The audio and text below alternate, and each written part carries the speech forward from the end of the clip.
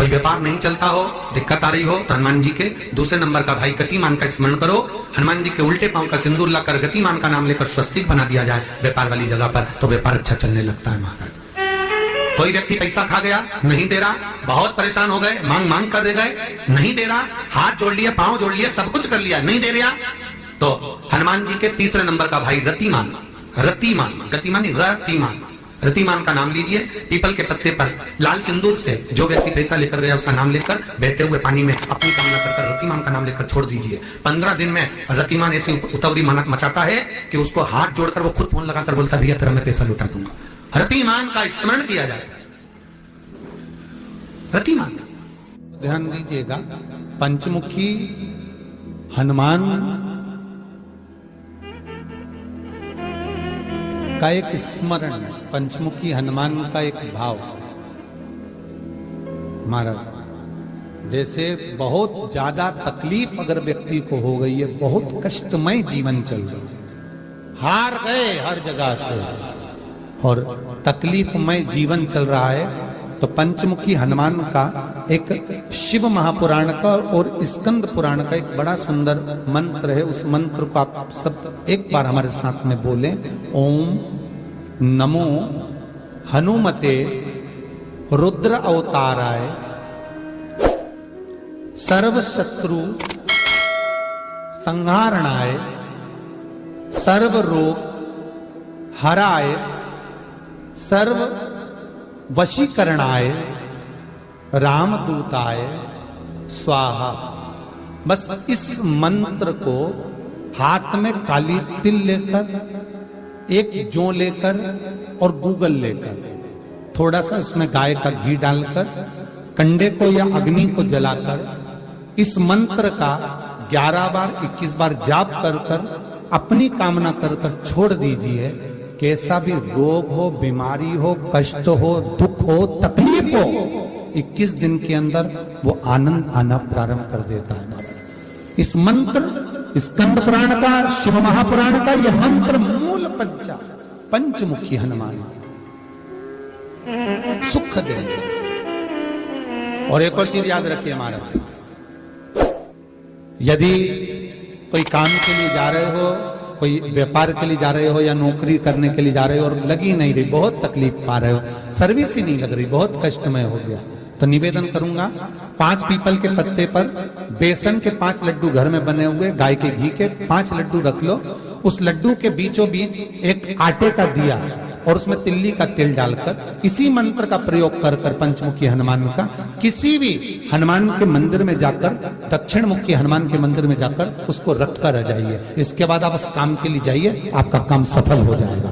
आपको किसी को नहीं कहना पड़ेगा कि हाथ जोड़ना नहीं पड़ेंगे, किसी के पांव नहीं पड़ना पड़ेंगे, तुरंत काम होगा।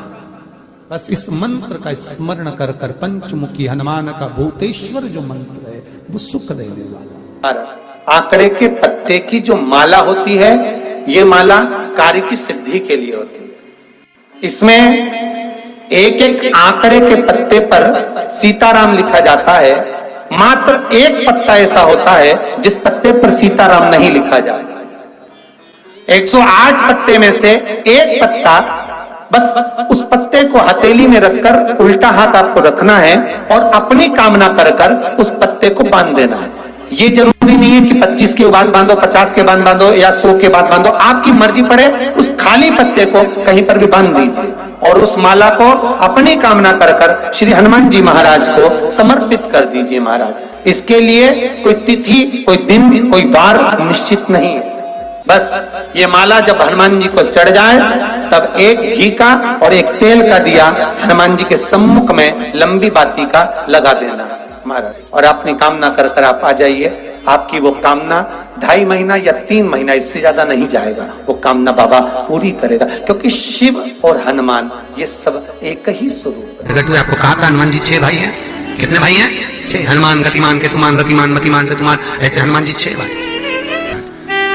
कोई व्यक्ति पैसा खा गया, नहीं दे रहा, बहुत परेशान हो गए, मांग मांग कर दे गए, नहीं दे रहा, हाथ जोड़ लिए, पांव जोड़ लिए, सब कुछ कर लिया, नहीं दे रहा, तो हनुमान जी के तीसरे नंबर का भाई रतिमान, रतिमान, गतिमान रतिमान, रतिमान का नाम लीजिए, पीपल के पत्ते पर लाल सिंदूर से जो व्यक्ति पैसा लेकर गया उसका नाम लेकर बहते हुए पानी में अपनी कामना कर रतिमान का नाम लेकर छोड़ दीजिए। 15 दिन में रतिमान ऐसी उतावली मानत मचाता है कि उसको हाथ जोड़कर वो खुद फोन लगाकर बोलता है भैया तेरा मैं पैसा लौटा दूंगा। रतिमान का स्मरण किया जाता है। रतिमान कोई व्यापार नहीं चलता हो, दिक्कत आ रही हो, हनुमान जी के दूसरे नंबर का भाई गतिमान का स्मरण करो। हनुमान जी के उल्टे पांव का सिंदूर लाकर गतिमान का नाम लेकर स्वस्तिक बना दिया जाए व्यापार वाली जगह पर, तो व्यापार अच्छा चलने लगता है। घी का दिया लगाइए अगर चालीसा का पाठ कर रहे हो हनुमान जी का, और बहुत ज्यादा संकट है, बहुत ज्यादा परेशानी है, तो हनुमान चालीसा का पाठ करो तो तिल्ली के तेल का दिया लगाओ, काली तिल के तेल का दिया, तिल का तेल का दिया हनुमान जी के सामने आसन बिछाकर। बहुत तकलीफ है तो 3 पाठ प्रतिदिन करो, और एक आसन से जितने समय 9 बजे अगर आप बैठते हो पाठ करने तो 9 बजे ही बैठना है। 11 दिन तक प्रतिदिन 3 पाठ रोज करो। एक पानी का लोटा, कलश, तांबे का जल अर्थात तांबे का लोटा हो, स्टील का लोटा हो, तुम्हारे पास जो कलश हो उसमें जल भरकर एक सिक्का उसमें पटक कर, एक लौंग पटक कर प्लेट से ढक कर रख दो, और प्रतिदिन बस टाइम पर बैठकर पाठ करो। 11 दिन पूर्ण होंगे, जिस कामना से आपने पाठ करा है बस वो सिक्का, वो लौंग कलश में से निकाल लो, जल का आचमन करो, और जिस काम के लिए करा है वो जल उस प्रयोग में ले लो। उस प्रयोग, किसी से बात करने जाना है तो वो जल पी कर जाएगा, कोई से हाथ मिलाना है तो वो सिक्का, वो लौंग अपने हाथ में रखिए, अपने साथ रखिए। कई लोग कहते हैं हम तो बहुत दिनों से हनुमान चालीसा पढ़ रहे हैं, हम बहुत समय से राम रक्षा स्तोत्र का पाठ कर रहे हैं, हम बहुत समय से ये कर, अरे तो उसको नियम से तो करो।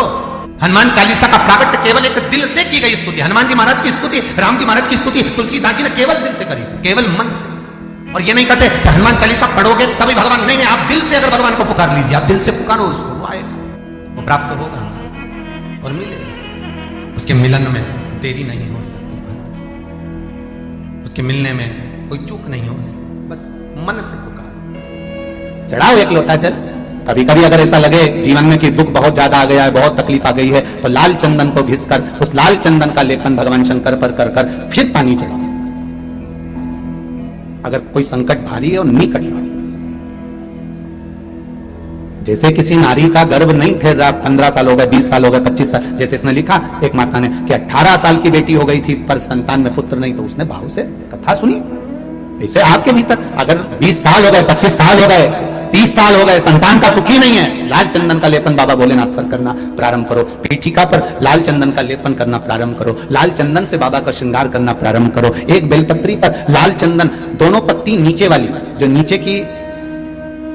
नीचे की जो 2 पत्ती होती है इस पे लाल चंदन, और बीच वाली पत्ती पर पीला चंदन लगाकर बाबा के शिवलिंग को समर्पित करिए, बाबा से प्रार्थना करिए, रोज प्रार्थना करो। परंतु एक बात का स्मरण रहे, 25 साल हो गए, 20 साल हो गए, 30 साल हो गए, संतान नहीं, तो पहले जल से अभिषेक कराना, अभिषेक कराकर जल का आचमन करने के बाद हाथ को खासा करना, धोना, उसके बाद में फिर वापस बाबा का स्नान कराओ, फिर चंदन का लेपन कराओ, फिर एक लोटा जल चढ़ाकर बाबा का स्नान कराओ। बाबा का बड़ा सुंदर भाव से लाल चंदन से जो अभिषेक करता है, बाबा को लेपन कर कर फिर जल चढ़ समर्पित करता है, निश्चित है उसकी गोदी मेरा देव अधिदेव महादेव जरूर बढ़ता है। निश्चितता है, निश्चितता है। हम तो बेटियों से रेत करते हैं, जिसका विवाह नहीं हो रहा हो, 25 साल, 30 साल, 27 साल, 28 साल, 32 साल, 40 साल हो गए, नहीं हो रहा बेटा बेटी का विवाह, उसे लाल चंदन का प्रयोग अशोक सुंदरी वाली जगह पर 7 बिंदी लाल चंदन की लगाकर 7 बेलपत्र 7 बिंदी पर रखिए, और महाराज अपनी कामना कर कर भगवान से आइए, बाबा देगा, करेगा, 3-4 महीने में विवाह पक्का करेगा। ये लाल चंदन की महत्वता है। शुद्ध रोग बढ़ गया, बेलपत्री के वृक्ष के नीचे दीप लगाना प्रारंभ करो, बाबा से विनती कर कर घी का दिया लगाइए बेलपत्र वृक्ष के नीचे, बाबा से निवेदन करिए, रोग निवारण।